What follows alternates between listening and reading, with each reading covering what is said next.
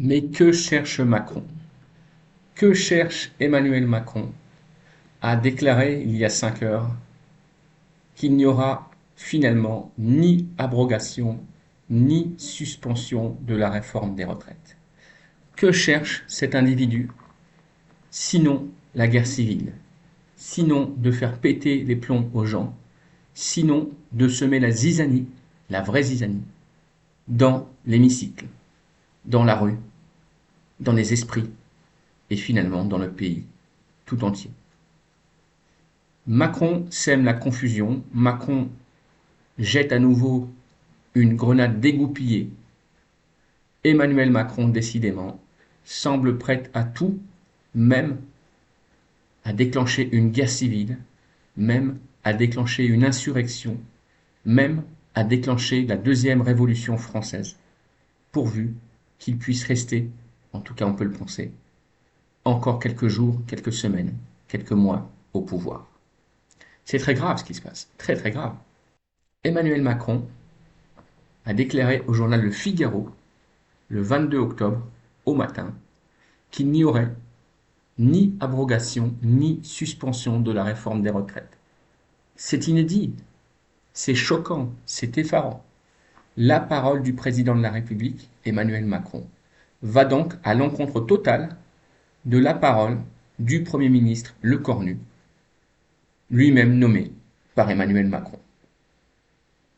Alors que Lecornu avait démissionné de son poste il y a 15 jours, Macron l'aurait forcé à rempiler en lui laissant soi-disant carte blanche, sauf que Lecornu ayant promis la suspension des retraites et des marchés financiers, ayant indiqué clairement, ainsi que l'Union européenne et que le FMI, qu'il n'était pas question de suspendre la réforme des retraites, sauf à précipiter la France dans une catastrophe financière de dette, eh bien Macron vient de déclarer que finalement, malgré la parole donnée aux socialistes et aux républicains pour éviter la chute du gouvernement Lecornu, il n'y aurait ni abrogation ni suspension de la réforme des retraites. Mais c'est pas tout. C'est pas tout.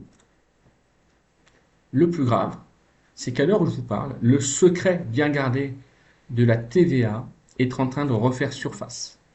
Depuis 2017, en effet, on s'aperçoit que la Macronie aurait modifié la destination de la TVA. On parle quand même de 200 milliards d'euros, notamment 50 milliards d'euros de TVA prélevés uniquement en 2024.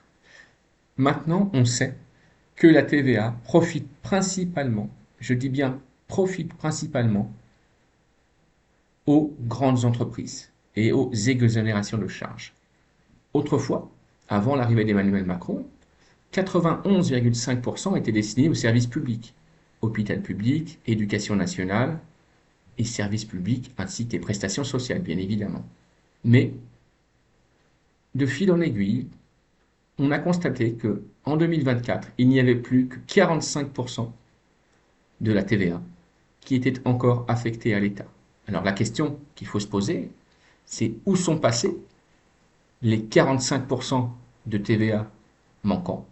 Eh bien, tout simplement, ils servent à compenser les exonérations de charges patronales. En gros, ils sont affectés directement dans les caisses, dans les comptes des grandes entreprises du CAC 40 françaises. Alors c'est choquant puisque la TVA est l'impôt le plus injuste au monde, puisqu'il frappe principalement les plus pauvres, les plus modestes de ce pays, qui eux ont des achats contraints. Et c'est choquant parce que c'est normalement une taxe, un impôt qui avait été mis en place pour servir uniquement aux services publics.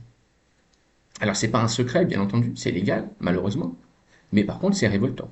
C'est révoltant pourquoi? Parce que ça veut dire qu'au-delà du fait d'être ponctionnés comme des moutons, d'être tondus comme des moutons et traits comme des vaches à lait, du mois de janvier au mois de décembre, en plus de payer des impôts les plus élevés au monde et les taxes les plus élevées au monde, en plus de ça, dans la TVA, qui est à 20%, je vous le rappelle, que tout le monde paye, eh bien, environ 45% iraient directement dans les poches, dans les caisses des grands patrons du CAC 40. Moi, en tout cas, ça me révolte. Dites-moi vous ce que vous en pensez dans les commentaires, mais moi, je trouve ça révoltant. Et pourquoi et de quel droit est-ce qu'Emmanuel Macron a modifié l'affectation de la TVA. À mon sens, ce n'était pas dans le programme d'Emmanuel Macron de 2017 d'avoir le droit de modifier l'affectation de la TVA. Et comment ça se fait que Bercy a laissé faire, que le Sénat a laissé faire, que l'Assemblée nationale a laissé faire?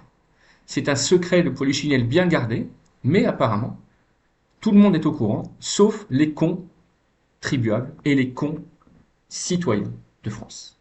Dans ces deux mots, il y a le mot con. Ça ne vous a pas échappé, et à mon avis, ce n'est pas tout à fait un hasard. Alors maintenant, on peut toujours se poser la question, comment, pourquoi?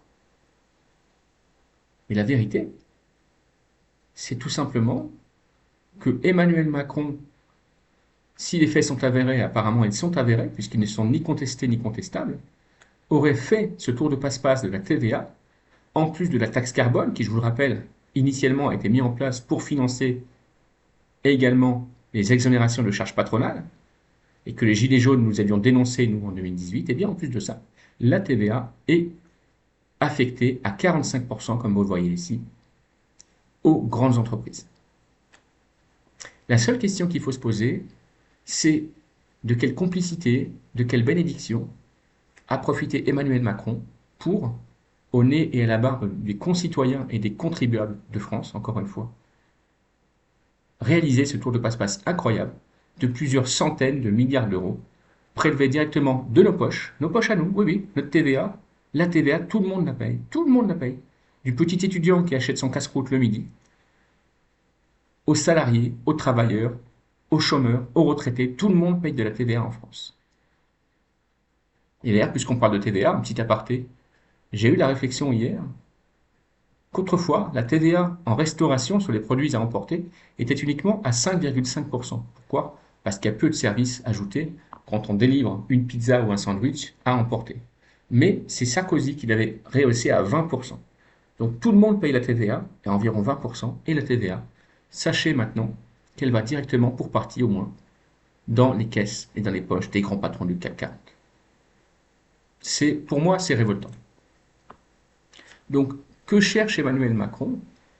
Encore une fois, à déclarer qu'il n'y aurait ni abrogation ni suspension de la réforme des retraites. Eh bien, la réponse, vous la connaissez déjà. Je suis convaincu qu'Emmanuel Macron cherche une excuse, un argument, une justification pour déclencher enfin l'article 16, les pleins pouvoirs.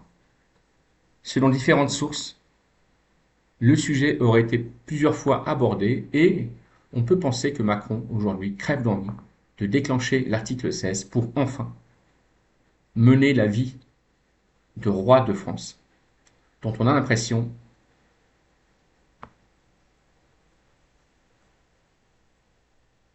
qu'il rêve, à laquelle on a l'impression qu'il rêve depuis longtemps. Abrogera, abrogera pas, suspendra, suspendra pas.